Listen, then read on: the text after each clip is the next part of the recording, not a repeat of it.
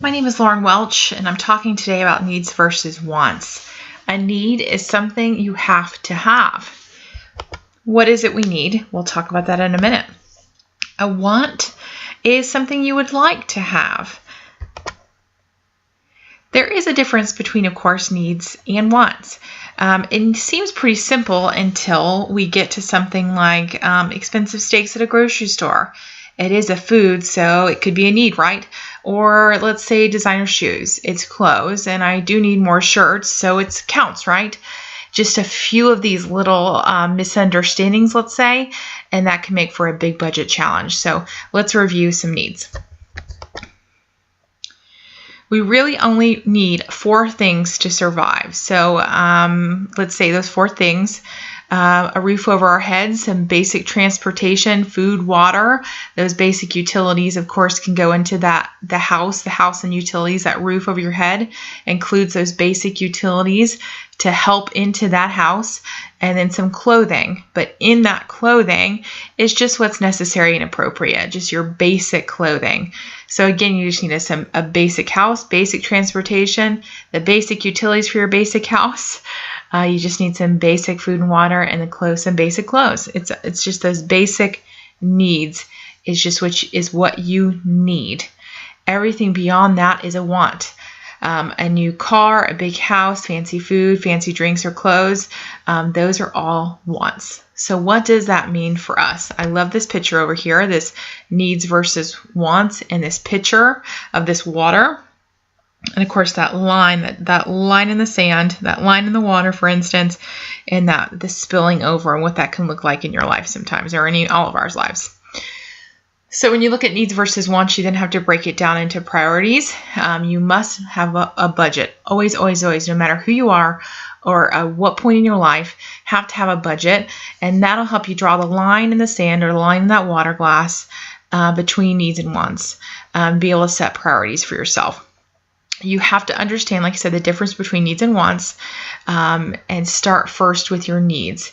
Understand what your needs are and what those look like in your budget, and what your wants are. And really, very specifically, even if you have to go line item by line item, say, is this a need or a want? Color code it differently, and remember what your priorities or your goals are for your life. At this point, if I were you listening, I think, okay, all I can have is a t-shirt and some pants, 1 pair of shoes, and a basic house with my old beater car, and that's it with some ramen and noodles and beans and rice. That's not what I'm saying. You do, of course, always in life want to treat yourself and enjoy your lives, but you again have to set those priorities. For me, I love definitions, so I'd want to understand what a priority is. A priority is a thing that is regarded as more important than another. So when you're setting that budget, I speak to people all the time who say, I don't have enough money for X. We're living paycheck to paycheck. I can't make I can't make it through. I can't make sense of my money. You have to set priorities past your needs. So of course you need to have those basic needs covered, but past that, you need to say, what is that priority in my wants? Something's got to be more important than another, and you've got to decide for that. So what are your priorities? Of course, first are those needs. Then what else? Your future goals. Some of those wants might be your priorities. To retire, to start some savings for those things like vacation or cars.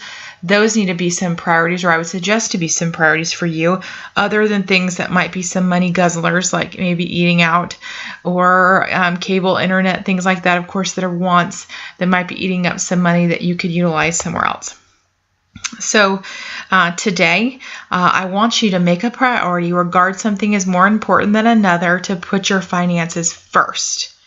I'm going to pause for a second. I'm trying to make this a short video, but I want to pause for a second and say, this is a very big priority, to put your finances first.